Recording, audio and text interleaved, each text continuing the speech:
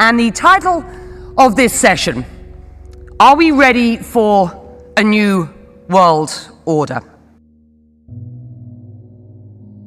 Kelly, this is moving very slowly, but it is potentially the biggest change to money since, I don't know, currency consolidation after the Civil War. So we're watching it very carefully. Yeah, a huge step for mankind, Steve. Why would anyone pay $69 million for a JPEG and a hyperlink?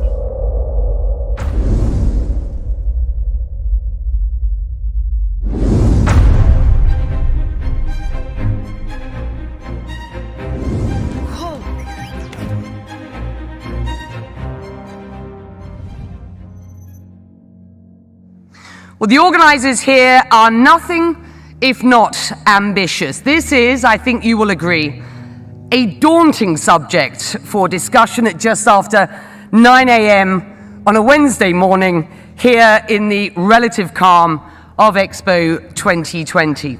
But tackle it we must, because I believe what is clear is that we have hit an inflection point. We are certainly living in a unique age of uncertainty and volatility in global affairs. Looks like the grim cloud of fascism is spreading over the whole world, inexorable. Well, that was February 1939. Haven't changed my opinion since. It's just gotten worse. This year is on pace to set a record for ice melt here in the Arctic. This warming is enough to bring about the raft of effects we call climate change. Our hosts for this essential summit understand that it's only through international cooperation that we can reverse the devastation caused by man-made climate change. Under Trump, they abandoned minutes, moved to seconds, 100 seconds to midnight. That's where it is now, because the threats are accumulating. We're approaching the most dangerous point in human history. Nothing like it before. We are now facing the prospect of destruction of organized human life on Earth from environmental destruction, and not in the remote future. We are approaching irreversible turning points which cannot be dealt with any longer. I don't think we're going to see a period of depression unless the virus takes a real turn for the worse.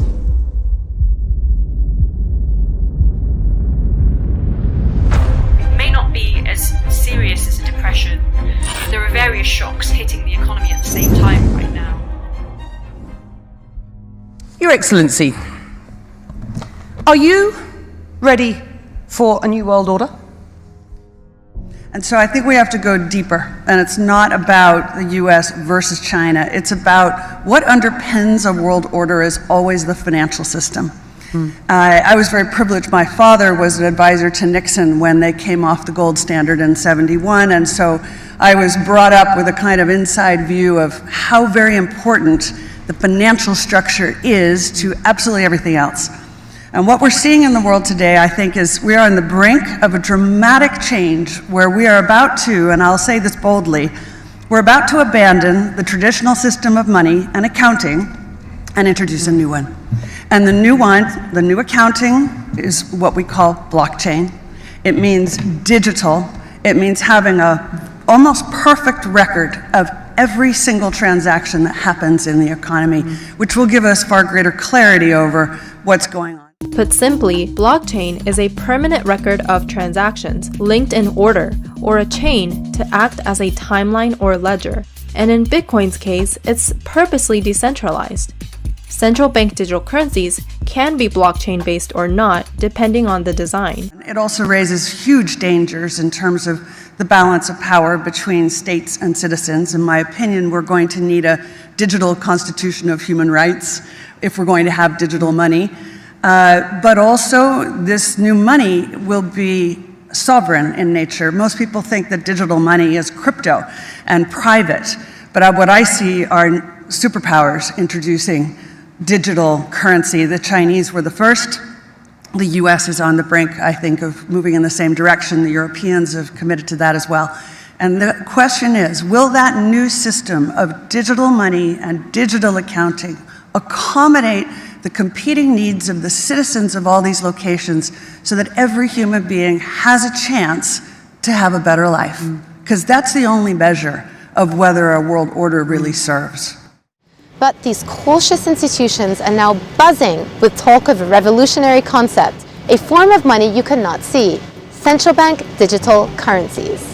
Don't come to any particular conclusion about it, but they say it could offer the general public a risk-free digital money that is free from credit risk, free from liquidity risk, would not replace existing digital money, but would be an addition to it. Surveillance and privacy issues could arise if the central bank is able to monitor every transaction. You know, it is being implemented across the world. China's experiment is very large scale.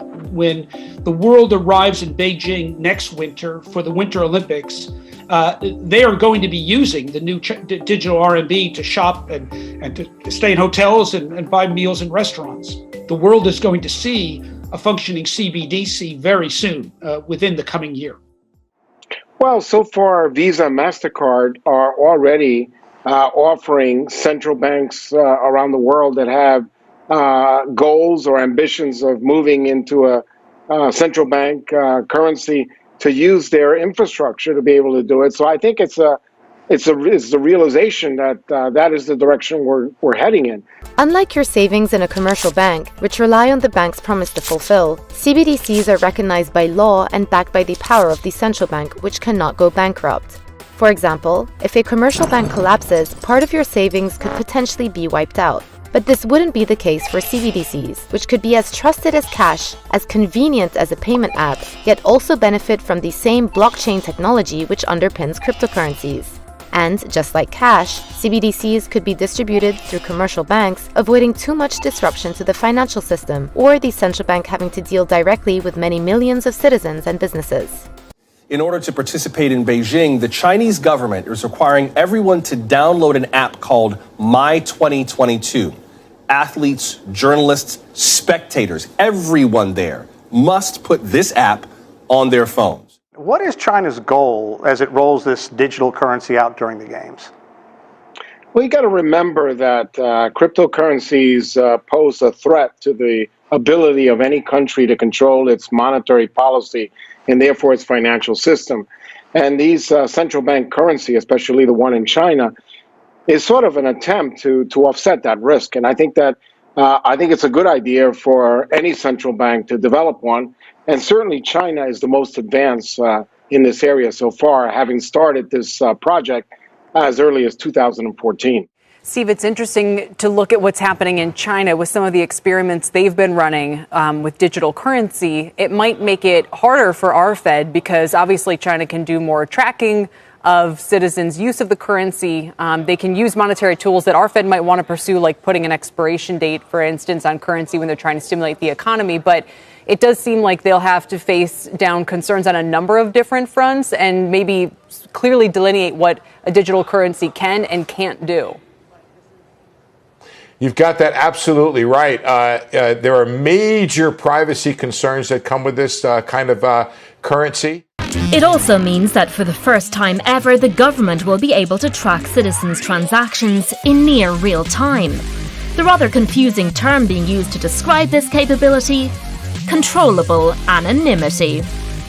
Controllable anonymity, to my understanding, it promises a kind of horizontal anonymity. So you can think about the counterparties that are involved in a transaction can't necessarily access each other's personal information, but there is no promise or no guarantee, rather, of vertical anonymity. So any kind of user information can be readily available for the government. So I think that obviously has surveillance implications, even though that's not necessarily in the official guidance documents.